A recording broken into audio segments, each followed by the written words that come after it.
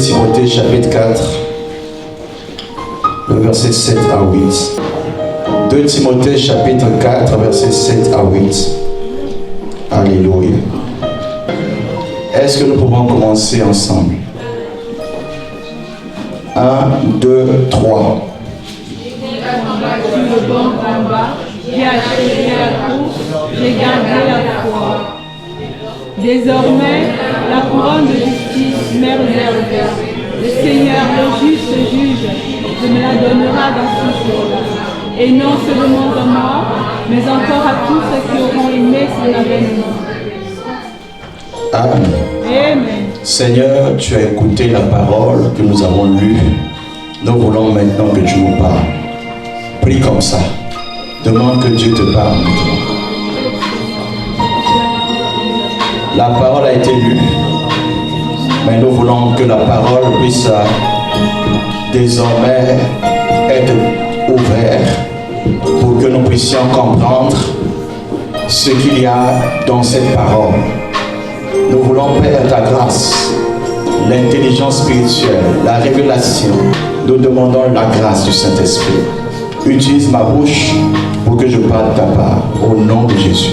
Amen. Tu peux t'asseoir au nom de Jésus. Alléluia. Bienvenue dans la maison de votre Père, Prince et Princesse du Seigneur.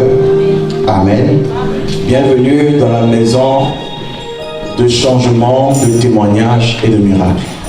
Ce matin, par la grâce de Dieu, le Seigneur m'a parlé la nuit sur une pensée que je dois partager aux gens. Amen. La vie n'est pas toujours rose. La vie ne sera jamais rose tous les jours. Il arrive dans la vie qu'on connaisse des moments difficiles. Il arrive dans la vie qu'on pleure les nuits.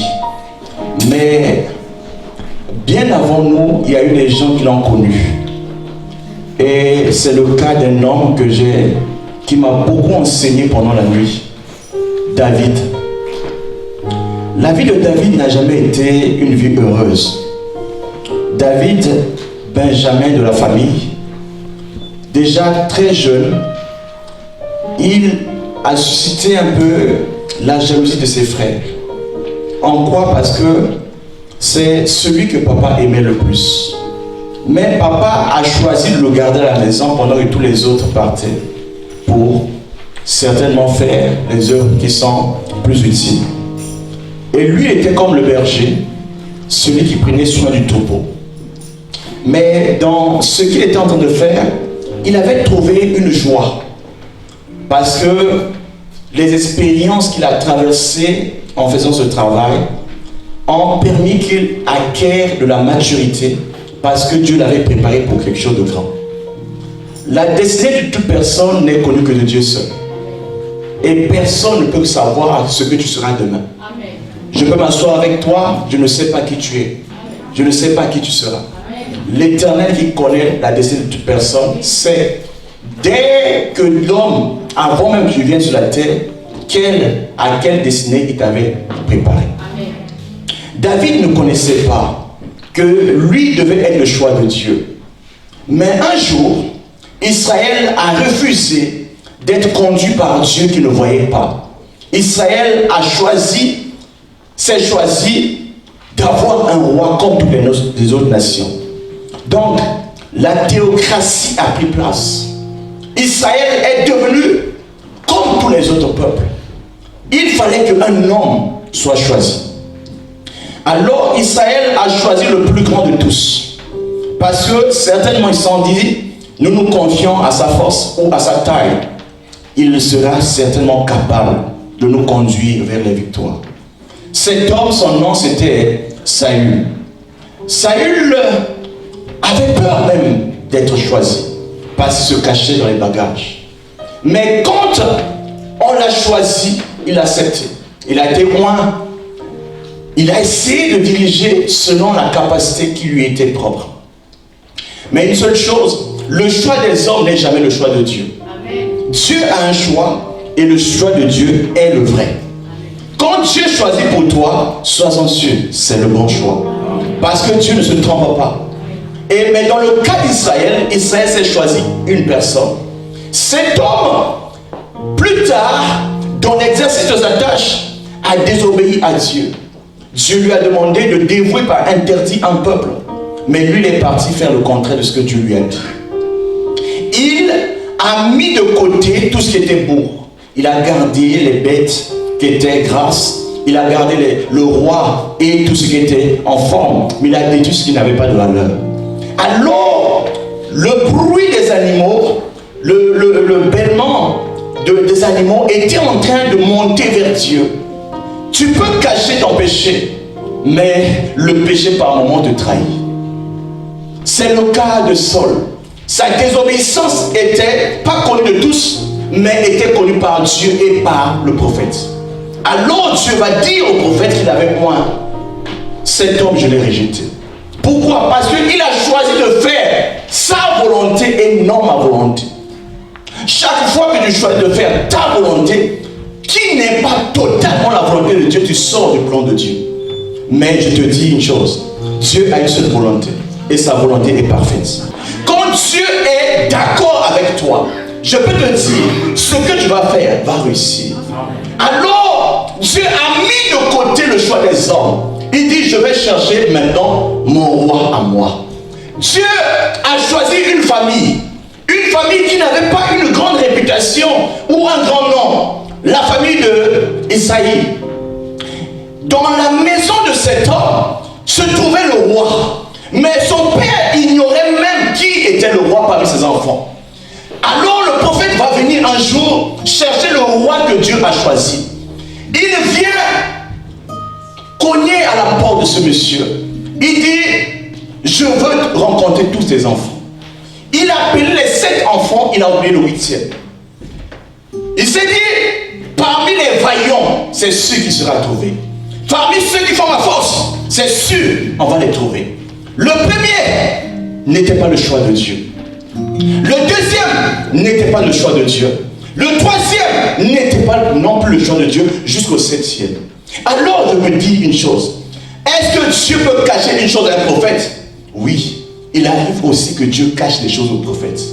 Quand Dieu veut manifester sa gloire, il ne partage pas sa gloire avec une personne. Dieu s'est réservé une personne, en la personne de David. Il dit, c'est l'homme selon mon cœur. Pourquoi il le dit? Parce que David avait une manière de faire qui n'était pas comme la nôtre. David aimait Dieu de tout son cœur. David chantait les louanges de Dieu. David glorifiait Dieu, même dans les moments les plus difficiles de sa vie. David était un homme d'exception. Ces gens de hommes, on les cherche, on ne les trouve pas. Dans une saison, ils sont rares. Mais quand on les trouve, on peut savoir que cet homme a quelque chose que les autres n'ont pas. L'amour de Dieu. L'amour de Dieu dans le cœur d'un homme fait la différence. Les choses que les autres ne connaissent pas, Dieu le révèle à celui qui l'aime. Les choses qui sont remontées au cœur de l'homme, Dieu le donne à celui qui l'aime. David a écrit presque le 2/3 des psaumes. Quand tu lis les psaumes, tu dis, oh, mais cet homme avait une communion avec Dieu. Amen.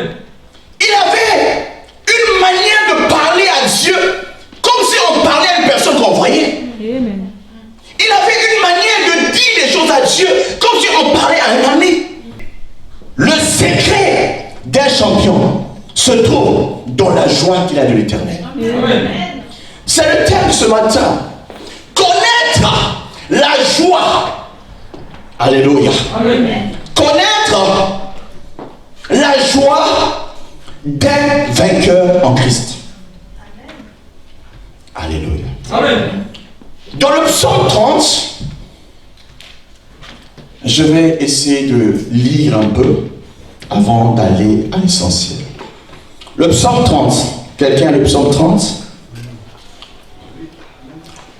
Le verset 3 jusqu'au verset 6. Que dit-il? Je lis au nom de Jésus-Christ. Amen. Éternel mon Dieu, j'ai crié à toi et tu m'as guéri.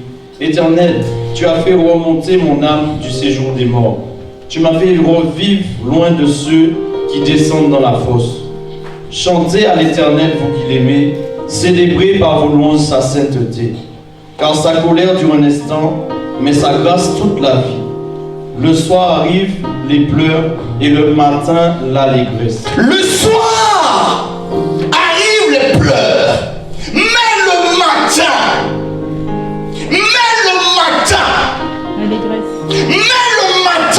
l'allégresse. Il n'y a jamais eu de soir sans qu'il y ait de matin. Il n'y a jamais eu de nuit sans qu'il y ait la lumière un jour. La nuit peut durer, mais la nuit finit toujours par laisser la place au jour. C'est quoi le soir? Jésus a dit, moi je travaille pendant le jour. Il y a un autre qui travaille pendant la nuit.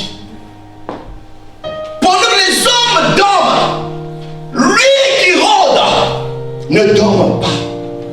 Qu'est-ce qu'il cherche? Il veut dévorer. Il veut détruire. Il veut saccager. Il veut voler, perturber, créer le stress. Amen. L'ennemi ne nous aime pas. Mais il y a une chose que David a expérimentée. Qu'il était aux portes du séjour des morts. Son âme était presque en train de remonter dans le séjour des morts. Il s'est souvenu de la fidélité de Dieu. Il a crié à Dieu. Et Dieu l'a exaucé. Lorsqu'on crie à l'Éternel, l'Éternel exauce. L'Éternel secourt. Mon seul ami, c'est l'ami fidèle. Jésus-Christ. Jésus-Christ. Les hommes passent, cet ami me reste. Doux sauveur, doux sauveur. Cet ami, cet ami. Oh yes.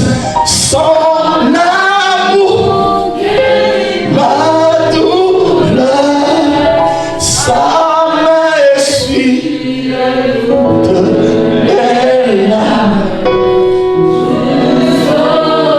Alléluia. Tu as un ami. Amen. Tu as un ami.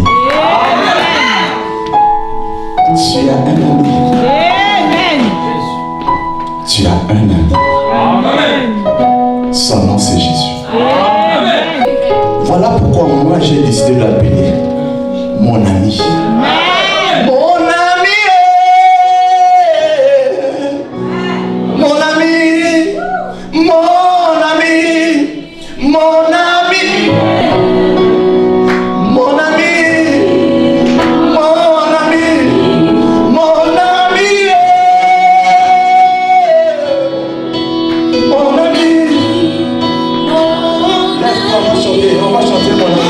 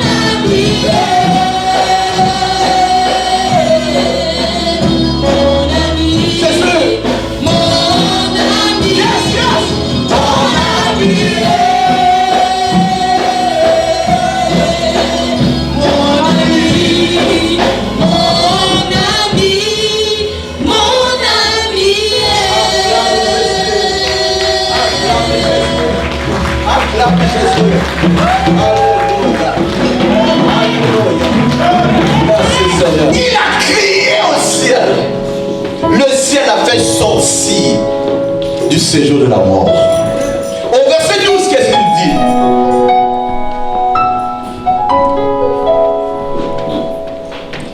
Psaume 30, verset 12, qu'est-ce qu'il dit?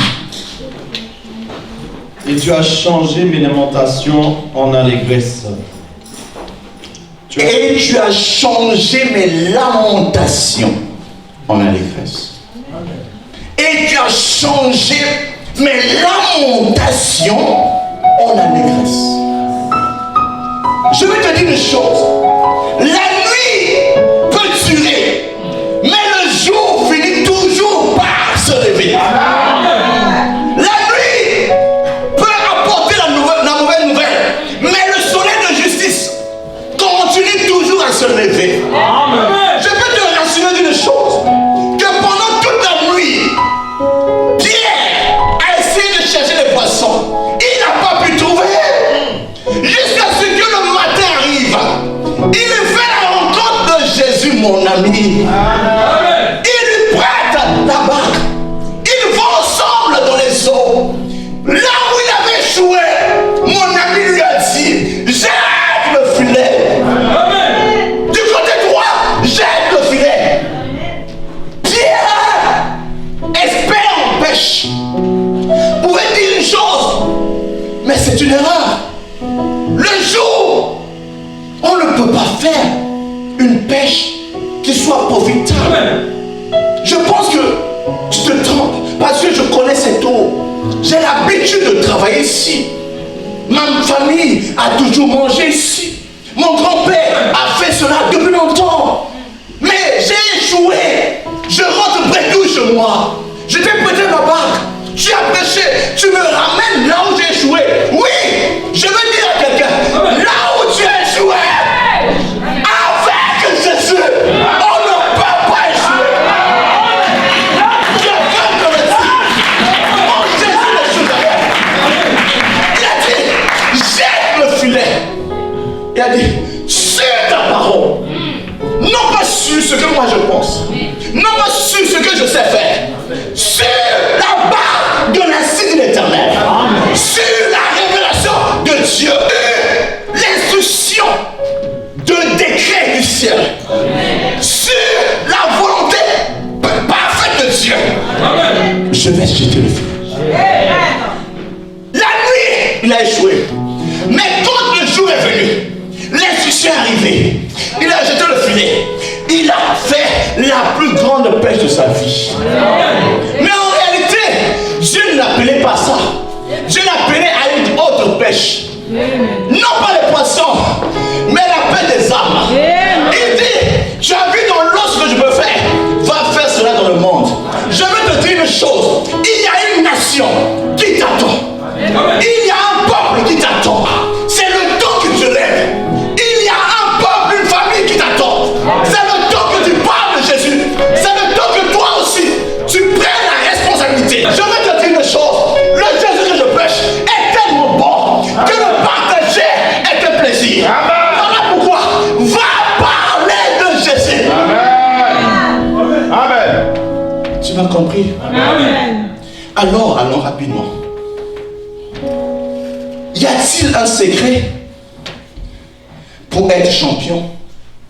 Y a-t-il une joie qu'on reçoit lorsqu'on a gagné? J'ai dit oui. Amen. Je n'ai jamais vu un athlète courir, arriver le premier et ne jamais lever les mains vers le ciel. Amen. Je n'ai jamais vu un joueur de football marquer un but et ne jamais courir de joie. Je n'ai jamais vu une personne remporter une victoire et faire comme si il est triste. Non. La joie du vainqueur est une joie que tout le monde aime. Amen. La joie du champion sur la terre est grande. Amen. Mais la joie du champion pour le ciel est meilleure. Oui.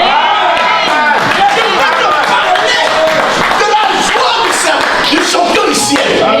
L'apôtre Paul. Amen. Il a dit, j'ai renoncé à tout ce qui faisait mon plaisir.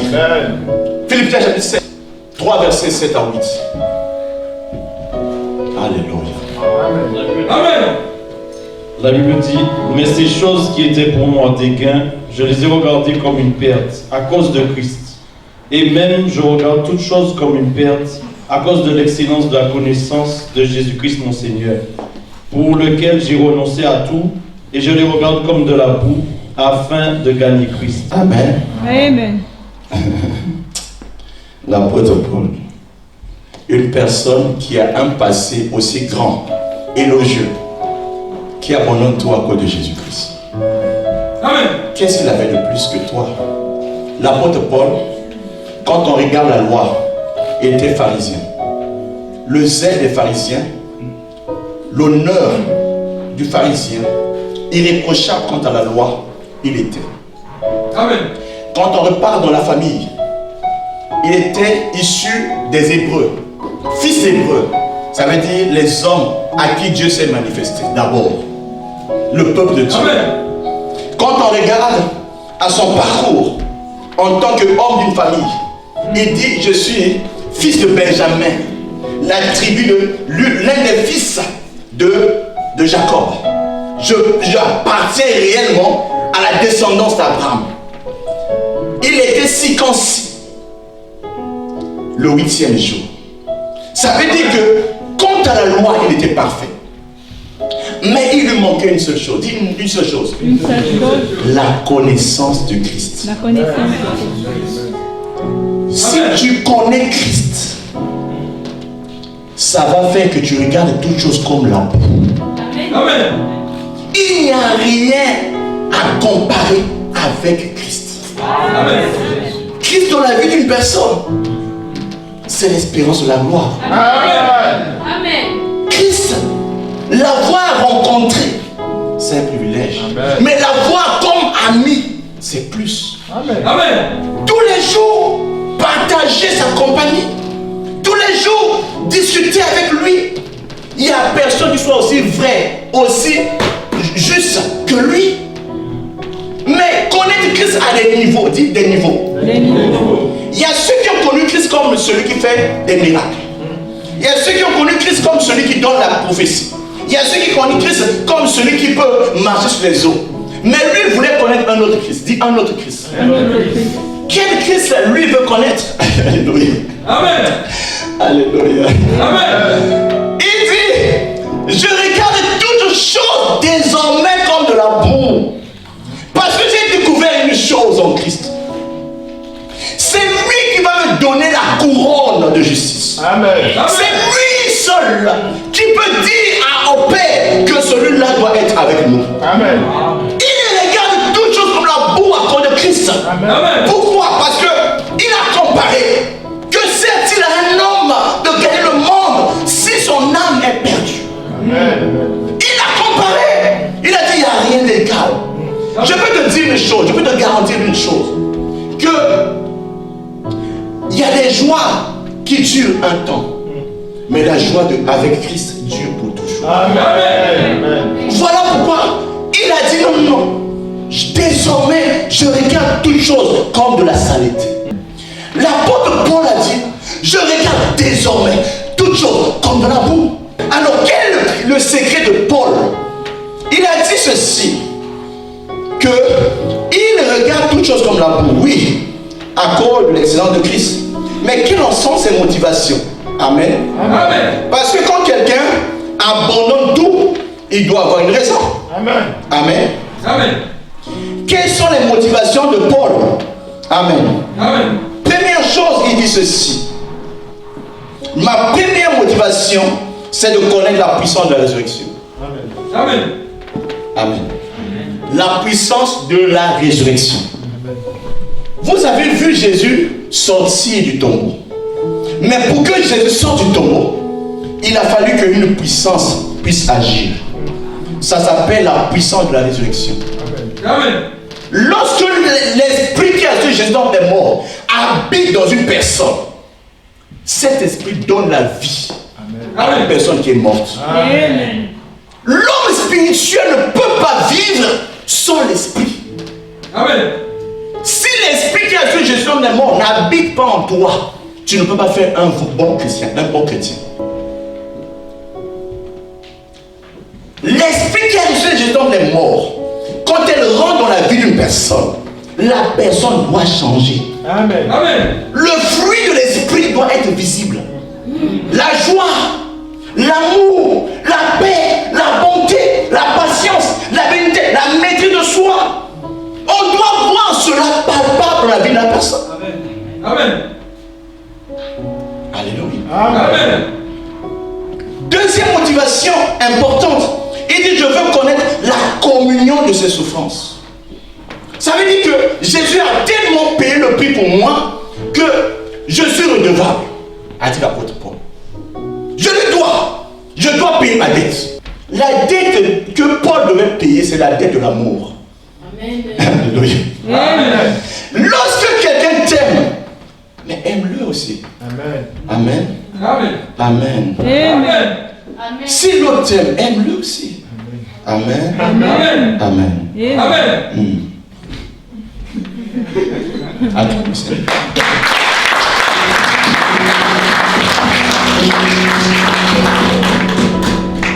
L'amour de Paul pour Dieu passait aussi par l'épreuve de ses souffrances. Amen. Amen. Paul acceptait d'être fouetté. Et après avoir été fouetté, continue à prêcher de Jésus, parler de Jésus. Amen. Paul acceptait d'aller même là où il y avait l'opposition, parler de Jésus. Amen. Amen. Paul acceptait de courir même le mépris, le rejet de ceux de ta communauté à cause de Jésus. Amen. Tu vas jusqu'où il veut partir. Il veut partir jusqu'à dire à Jésus, s'il y a une personne qui doit couronner, c'est d'abord moi. Il dit non, pas seulement moi, mais tous ceux qui attendent ton avènement. La troisième dimension de la motivation, c'est parvenir, s'il le peut, à la résurrection d'entre les morts. Amen. Amen. La résurrection d'entre les morts, c'est l'attente de tous les chrétiens. Amen. Amen. Il a dit, au son de la tempête, quand l'archange va sonner, le Seigneur sera déjà dans les airs. La Bible dit, nous n'allons pas précéder ceux qui sont morts. Ensemble, nous allons aller jusqu'à la rencontre de l'époux, Jésus. Pour finir avec le secret de Paul, 3 secrets aussi sans relâcher dans ce qu'il dit. Le verset 13, si tu peux le lire pour moi. Il me dit, frère, je ne pense pas l'avoir saisi, mais je fais une chose, oubliant ce qui est en arrière et me portant vers ce qui est en avant. Amen. Amen. Lorsqu'on fait la course, Amen, Amen. il y a des colonnes. Amen. Chacun doit courir dans son couloir. Amen. Amen. Quand tu cours, il ne faut pas regarder ton voisin. Parce que quand tu regardes ton voisin, tu seras distrait. Tu ne vas pas avancer. Deux fois, tu regardes le voisin de droite, celui de gauche est déjà passé. Parce que nous avons une attention à faire. On ne peut pas être là comme ça. Tu peux pas être dispersé avec Dieu. Il faut que tu sois focalisé. Dis focalisé. À aller de l'avant. Mais lorsqu'on va de l'avant, on ne regarde pas aussi en arrière. Vous savez ça? Tu as déjà vu quelqu'un faire la course? Même la course relais, lorsque tu cours, tu reçois le témoin. C'est comme ça. On ne regarde pas en arrière. Tu vas toujours comme ça. Quand tu fais la course comme ça, tout le monde va te dépasser. Qu'est-ce qui fait regarder quelqu'un derrière? C'est les échecs du passé. Amen. Amen. La conscience n'oublie jamais ses échecs. Amen. Amen. La conscience n'oublie jamais ses péchés. Dieu peut te pardonner de tout péché, mais toi-même tu ne te pardonnes pas. Amen. Amen. Je prie Dieu pour que tu sois focalisé sur aller en avant et ne pas regarder en arrière. Qu'est-ce qui fait regarder quelqu'un en arrière? C'est le bonheur du passé, les récits du passé. La femme de Lot, tu la connais? La femme de Lot s'est transformée en sel. Amen. Amen. Genèse chapitre 19, verset 26. On peut lire ça. Amen. Amen. La Bible dit, la femme de l'autre regarda en arrière et elle devint une statue de sel. Amen. La Bible nous dit que Dieu voulait détruire Sodome et Gomorrhe. À cause de quoi? À cause du péché qui avait abandonné dans Sodome et Gomorrhe. Il a été demandé à Abraham, l'ami de Dieu, de prier pour que ceux qui sont à lui puissent sortir de Sodome et Gomorrhe. Abraham, l'intercesseur, a dit, si Dieu tu trouves 50 personnes, est-ce que tu vas détruire Sodome? Il dit non, s'il y en a 50 justes, à cause de 50 justes, je ne vais pas détruire. Il dit, peut-être ils ne sont pas 50. Quand même, Lot n'a pas fait une bonne évangélisation, peut-être c'est 30. Mais si tu trouves 30, à cause de 30, je ne vais pas détruire. Bon, peut-être il a eu des enfants, 20 peut-être. Si tu trouves 20, à cause de 20, je ne vais pas détruire. Amen. C'est la première fois de l'histoire de la Bible qu'un homme négocie avec Dieu. Il négocie le nombre de personnes qu'il faut sauver. Amen. Il dit, je cherche le minimum. Amen. Amen. Là où se trouve un juste, Dieu vient secourir toujours le juste. Amen. David a dit, j'ai grandi, je n'ai jamais vu le juste mendier, ni sa postérité après lui mendiant le pain. Pourquoi? Amen. Parce que Dieu s'assure que le juste soit bien traité. Amen. Le juste, c'est qui? Le juste, c'est celui que Dieu dit qu'il est juste. Amen. Non pas celui qui pense qu'il est juste. Amen. Alléluia. Amen. Regardez la femme de Lot. L'homme de ton mari a déjà négocié pour que vous sortiez. Dieu a accepté. On vous dit de sortir. Tu sors avec beaucoup de paix. Amen. Amen. Ne soyons pas comme la femme de Lot, mais allons de l'avant. Alors, lorsque tu es focalisé, ça veut dire quoi? Il faut avoir un objectif que tu regardes. Amen. Amen. Qu'est-ce qui fait que toi tu pars de l'avant? L'apôtre Paul l'a dit, le verset 14. Je cours vers le but pour remporter le prix de la vocation céleste de Dieu en Jésus-Christ. Il regarde au prix. Amen. Et dit, si j'arrive là-bas, j'aurai tout ce que Jésus a promis. Le prix de la vocation céleste en Jésus-Christ. C'est ce qu'on appelle la couronne de justice.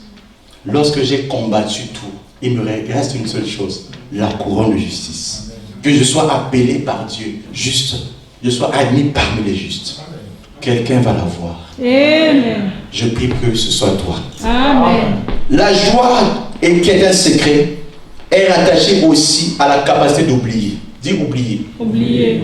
Amen. Oublier quoi? Oublier ce qui t'a fait mal. Parce que demain ne sera pas comme aujourd'hui. Oublier les pleurs. Je peux te dire une chose. La joie sera ton partage. Dans le nom de Jésus-Christ. Enfin, je vais lire un verset.